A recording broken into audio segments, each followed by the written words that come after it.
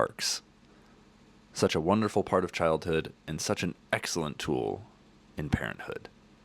Welcome to another video. My name is JT Cardin with the agency Scottsdale. For most of the country, if you asked people to think about parks, they would probably think of some lush, natural oasis where big green trees shade lush green grass, kids can run and play without a care in the world.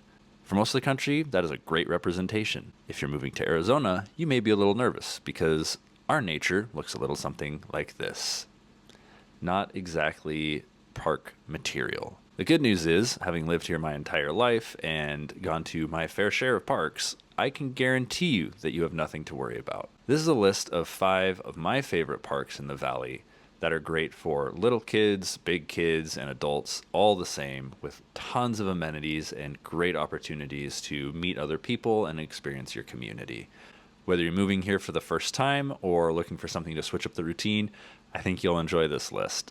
So let's get to it with the parks near Paradise Valley. Now, it may be a little unfair for me to start this list with the Paradise Valley parks, and that's because they are the most amenity-filled parks on this entire list.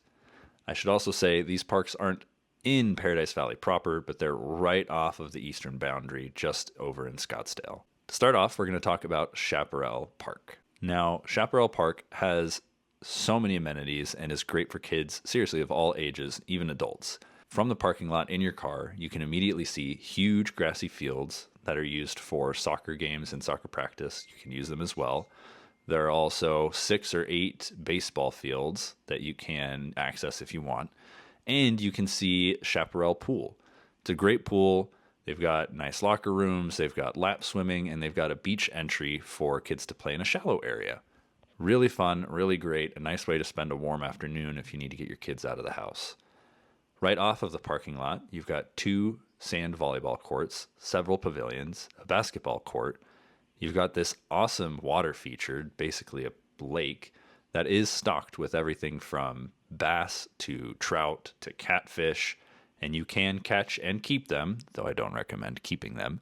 And right next to that, you've got an epic, recently updated playground area. Now, there are tons of rope obstacles and hanging things and ramps and slides and so much to explore here, in addition to tons of swings, lots of fun things to do as a kid, and all of it is shaded. So you don't have to worry about your kid burning off their hands trying to do the monkey bars or anything like that. There's also some okay seating for parents. It's not great, but honestly, your kids are going to be having so much fun that you probably won't even have to worry about it.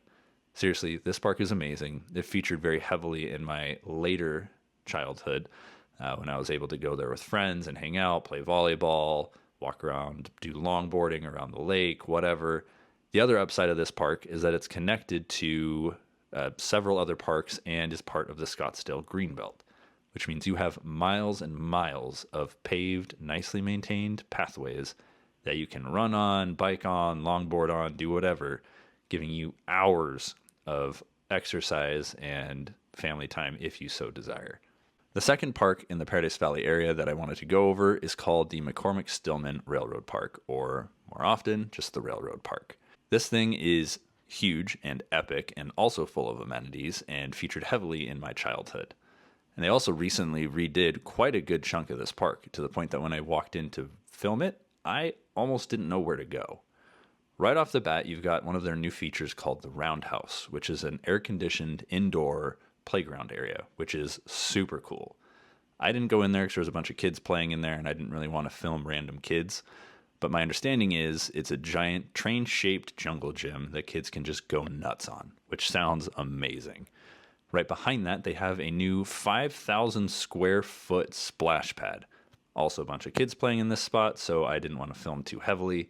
It's actually where my kids are right now. Next to that, you've got also recently renovated epic playground gyms. Now you have several spots for different age groups, different comfort levels, including this super awesome jungle gym tower with some amazingly tall slides. Just past these awesome playground areas, there's a grassy field, several pavilions, and then there's this little western town off on the side. That's where I spent most of my time as a kid. It felt really cool to be able to go over there without much parental supervision. The safety bars weren't there either as a kid, and as you can imagine, one of our favorite pastimes was to jump off the top and see who could get the most distance. In addition to that, there are several railroad museum displays that you can take your kids around to learn more about trains in the area. There's a carousel ride that you can take. And there's the crown jewel of the railroad park, and the reason why it's called that, which is their tiny train. It is a scale replica of 2 different trains, and it goes around the park at different times depending on the season. It's very low cost. I think it's a couple bucks per person, nothing too crazy. And the ride itself takes 20-30 minutes. You're cruising around on these little carts. It's super fun. One of my favorite things to do as a kid. And if you're here around the holidays, they have a great Christmas light display. The train goes during the night, and you can basically go through these awesome light tunnels. It's synced up to music. It's a really, really fun time. Honestly, this is a really fun park if you've got little ones. Again, that's where my kids are right now playing, because it is so much fun, even when it's getting warm. Next on the list, we're going to jump over to the Biltmore area. There's really only one park here that I think is worth mentioning, and that's Granada Park. This park is also really cool, and it's got stuff to offer for people of all ages as well. However, it's a little more discreet than the other parks, in the sense that it's tucked away into a neighborhood despite its pretty large size, and several of its sides are completely overgrown with desert landscaping. That means if you don't know what you're looking for and you come at it from the wrong angle, you might not actually know that it's a park. But once you get into it, you can see that there's a fun, slightly dated playground area, not as shaded as it maybe should be. It's a little hard in the summertime, but when weather permits, super fun for kids to play around in. Kids also love exploring the desert area. And outside of that, huge grassy fields and 2 stocked fish ponds, kind of like Chaparral Park. This is part of the city's urban fishing program where they will stock it with things like trout and bass and catfish, things like that. There are catch limits, so just be aware of that. But otherwise, super fun place to go. I've taken church youth groups there to fish using sticks with a fishing line tied onto it, and we actually managed to catch a couple small things. So clearly there's opportunity there if you're into fishing, or if you've got little ones who enjoy watching ducks or turtles or things like that, they can also enjoy the pond or the playground equipment. Honestly, great place to go, and pretty well located in the Biltmore area. Next, we're going to round out the list with Arcadia area parks. The first one on the list is called Kachina Park. It's probably not as well known. It is on the border between Arcadia and Arcadia Light, but that's where I grew up, and this is a pretty core park for my childhood. This is where I learned to ride a bike. I had many birthday parties here. It's small. Don't get me wrong. It's a small park. It's a fun little community area. Not a ton to offer, but let me tell you, your kids will still love it just as much as any other park, as long as they're not looking for splash pads or any fun amenities. It does have a recently updated playground area, really fun rope obstacles, slides, things like that. They've got a little water play area in the sand, so your kids can, get absolutely filthy for the ride home. A little bit of a walking path there if you want your kid to ride their bike or scooter or whatever.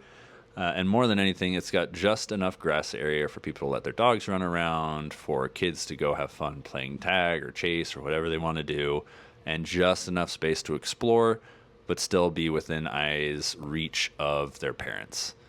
I think it's a really fun park. It's a great place to meet people in that little community. It's also right next to Le Grand Orange, so if you're looking for a nice place to go after brunch with your family, this would be the ticket. The only downside of this park in particular is that there is no dedicated parking lot. It's the only one on the list that doesn't have a parking lot.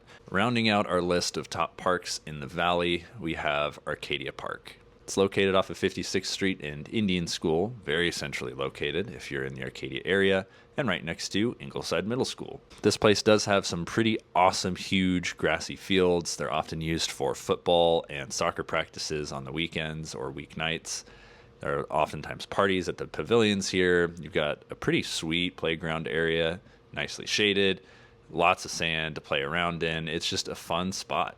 And what's more, if you're a parent and you need a little something to keep you going while your kids are going absolutely wild on the playground equipment, there is a tiny, tiny strip mall right on the corner here that has a Starbucks, it has a frozen yogurt place, it's got a smoothie place, it's got a nail place too. So, If you're looking for something to do while your kids are playing or need something to liven everyone back up after a hard day of play, you can always just pop right there. Super easy. Overall, though, super fun park. Really recommend it. And that wraps up my list of the best parks in the Phoenix Luxury Corridor. I hope you check them out, and I hope you enjoy them as much as I did.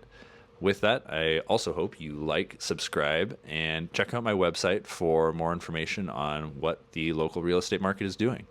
If you have any questions or concerns about things to do here in the Valley, whether you've been here for a long time or moving here soon, I would love to help you out. It doesn't have to be real estate related. I've got tons of recommendations for fun things to do, especially in the summertime. So just reach out. I'd be happy to help you in any way I can. With that, thanks for listening, and I hope to see you again soon. Oh, good. You're doing a good job.